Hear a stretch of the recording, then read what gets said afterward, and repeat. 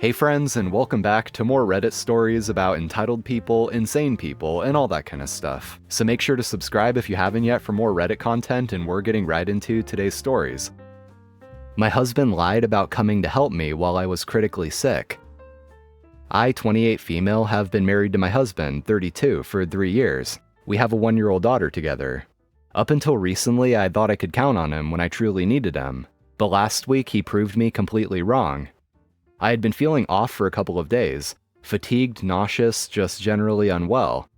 Then one morning, I woke up with a fever, chills, and a deep sense that something was really wrong. I was so weak I could barely get out of bed. Taking care of our daughter felt impossible. I called my husband at work and told him I needed him to come home. He promised he would. An hour passed, then 2. He kept texting me saying he was just finishing up something and would leave soon. Then he claimed he was stuck in traffic. Then he said he was on his way but had to stop for gas. At this point, my fever was getting worse, and I was struggling to even sit up without feeling dizzy. I told him it was urgent. He reassured me he was almost there. But something fell off, so I texted one of his coworkers, someone I knew he was close with. The response I got sent a chill down my spine. He hasn't left yet, he's still here. I was furious and terrified. I immediately called my neighbor, a kind older woman. She came over right away, helped me get dressed, and drove me to the hospital. Turns out I had a severe asymptomatic urinary tract infection that had turned into a serious kidney infection. My heart rate was dangerously high, and the doctors told me that if I had waited much longer, I could have gone into septic shock. 2 hours later, while I was lying in that hospital bed, shaking from fever and hooked up to an IV, my husband finally decided to show up. I didn't even want to look at him. He tried to explain, saying he didn't realize it was that bad, and he was just trying to wrap things up at work. But I can't get over the fact that he lied to me over and over while I was at home struggling to stay conscious. If my neighbor hadn't been there, I don't know what would have happened to me. I feel so betrayed. If he could ignore me in a life-threatening situation, what does that say about our marriage, about our future, about our daughter's safety if something ever happens again? Setting up a camera in my boyfriend's room to catch his sister stealing my stuff.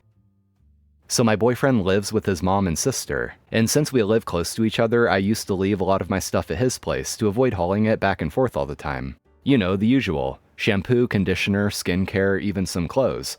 Me and my boyfriend are both 27, his sister is 20 or 21, and his mom is 58. Over time, I started noticing little things going missing. At first, I thought I was just being forgetful. I have ADHD, so losing track of my stuff isn't exactly unheard of. But then, the incident happened. I had just bought a brand new 1-liter bottle of Wella conditioner, because hair care is serious business.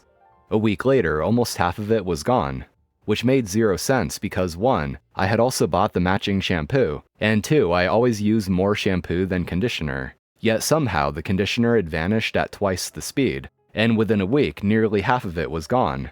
Now, I use more shampoo than conditioner, and my shampoo bottle, same size, was totally fine. Meanwhile, my boyfriend's sister, who had previously been complaining about needing to buy conditioner all the time, suddenly wasn't. So after a few more of my things mysteriously vanished, I decided I needed proof. I set up a camera in my boyfriend's room, facing the spot where I kept my stuff, and waited. And oh boy, did I get proof. My boyfriend knew about the camera and was on board with it. Not only did his sister go through my things multiple times, but she also rummaged through my personal bag, like straight up opened it and looked inside, twice, and who knows how many other times she did it before I caught her on camera. At this point, my boyfriend and I agreed we needed to confront her. We told his mom first, hoping to handle it civilly. His mom called his sister into the room and we showed her the footage, and this girl with the straight face lied to our faces, even with video evidence. And then somehow I became the bad guy. His mom completely turned the situation against me, saying I had no right to put a camera in their house without her permission. Right, because catching someone stealing my things is worse than, actually stealing. Especially since the camera was just in my boyfriend's bedroom and not a common area. Then because apparently that wasn't enough, she decided to throw in, "It's always your trauma and your ADHD, so you're never wrong." I took a deep breath, kept my cool, and said, "I'm gonna leave now because this conversation is no longer rational. But go ahead and make me the villain so you can keep letting your daughter avoid responsibility." Then I walked out. His mom never apologized. I'm so tired of my neighbor's constant crap. Latest is she called the police and ICE on a contractor at my home. I have a long 23-year history of my neighbor being completely unhinged at times, who yesterday caused me to not have my main line from my water meter to my house repaired, and I may be without service until the weekend. Neighbor next door is a crazy nut job.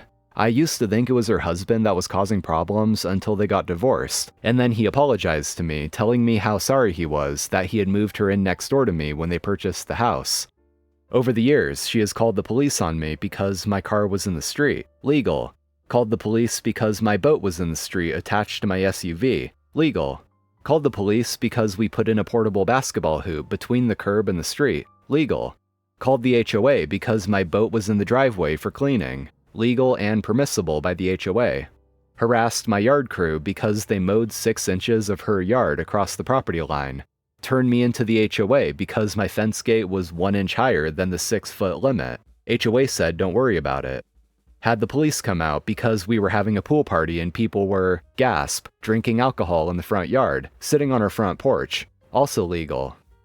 After the garbage and recycling trucks come by if we aren't home, she lays ours on their side in our driveway, blocking us from entering our drive, forcing us to stop the car in the street, get out and move them, so I had to ask her to stop.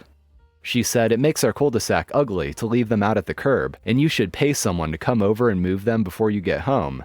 I had to tell her 3 times to stop before she finally stopped.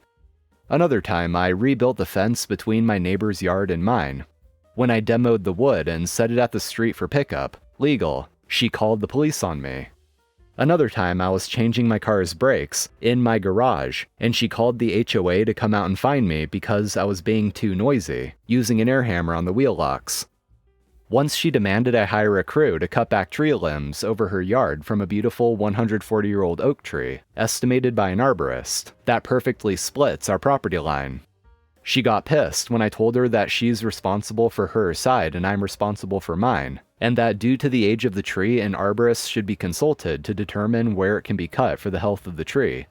So she waited until I was gone on vacation and hired a tree trimmer, not an arborist, who cut everything all the way back to the property line. Huge limbs, some as large as 36 inches in circumference, gone. I should have sued her then, and the tree trimmer, for endangering the health and stability of the tree. There's so much more to unpack about all the nasty things she has done, but getting back to the reason for my post. Yesterday a demolition crew was in front of my house to cut out and remove part of the sidewalk. My main water line is leaking a lot of water from under there. Once they had that removed, another crew was coming out to dig out the hole to get to the main line, which is about 3 feet below ground.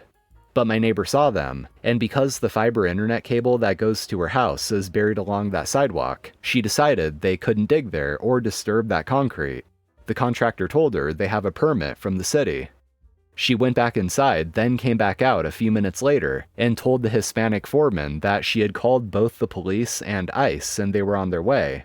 According to the contractor, 2 of the workers are here on green cards, and perfectly legal, but they didn't want to hang around and be harassed, so they left. Since they left, the second crew got reassigned to a different repair, and now that we're experiencing a hard winter freeze, DFW, with below 0 wind chills having set in, it won't be until Friday before they are coming back.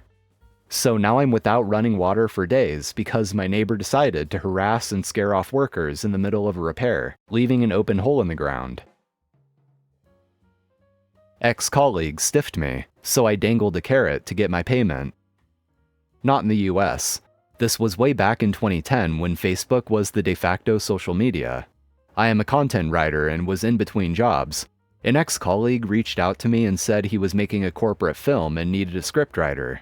I jumped at the offer, although I regret that we only did an oral agreement on the payment amount. Submitted the first draft. He pointed 1,000 reasons why he didn't like it, so I did a second, then third draft. He kept rejecting, even though magically the text had already been translated into our native language and was being used in production. So I put my foot down and said, nope, first pay me full amount for any more revisions. He stopped communicating after that and I realized I had been taken for a ride. His film was complete. I sent him a long text bashing him for breaking my trust. So out of guilt, he paid me 30%, saying that's what my work was worth. A few months later, I got a job at a big corporation that used to hire production houses to make documentaries about its philanthropic work. I had absolutely nothing to do with that department, but I decided to use it as a carrot. I put up a Facebook post about it. I had around 50 friends if I recall correctly and manually hid the post from 49, so it was visible only to him. He took the bait and messaged me asking how to apply. Then I gave him a piece of my mind and said he had no integrity and I would not work with him. He promptly transferred the remaining amount, so I played along. The department in fact did hire companies annually, but it would always happen in the month of April, and we were in December at that time. So I fished out the form and sent it to him to fill it. I told him the process is long and tedious and he wouldn't hear back before April. I never submitted his form. When he called me back in April, I said, "Sorry, we had several applications and you were not selected." I let a stranger hide in my apartment, and I don't know if I regret it. This happened last year, and I still don't know if I made the right call. It was around 11 p.m. and I had just gotten home from a late shift. I live in a small apartment in a not-so-great part of the city, so I'm always a little on edge when walking home. That night felt off. As I was unlocking my door, I noticed a guy standing at the end of the hallway. He wasn't doing anything, just standing there, but something about him made my stomach drop. I got inside, locked the door, and tried to shake it off. Not even 5 minutes later, someone knocked, hard. I froze. It wasn't my neighbor. She texts before coming over, and I don't really have friends who drop by unannounced. Then a voice. "Please, can you just let me in for a second?" It was a woman. She sounded out of breath, almost panicked. I looked through the peephole and there she was, maybe mid-20ish, wide eyes, glancing down the hall like she was being followed. I know, stupid move, but I cracked the door open just a little and asked her what's going on. She whispered that there's a guy. He's been following her since she left the train. She didn't know where else to go from there. That's when I realized, the guy I saw earlier. My heart was racing, but I stepped aside and let her in. I locked the door immediately, turned off the lights, and we just stood there in the dark, listening. A few seconds later, heavy footsteps passed my door. Slow, like someone was looking for something. Then nothing. She stayed for about 30 minutes, just sitting on my couch, shaking. I offered her water and we barely talked. Eventually, she called a friend to come pick her up. When she left, she just said thank you and disappeared down the hall. I don't know if she was telling the truth. Maybe she was genuinely in danger. But I think about that night all the time and I can't decide if I did the right thing, or if I got lucky. Anyway friends, that's going to do it for today. Thank you so much for watching, I appreciate it. If you enjoyed, be sure to hit that like button, and also if you haven't already, subscribe to the channel for more Reddit shenanigans like this. So I'm out of here, take care, and I'll see you next time.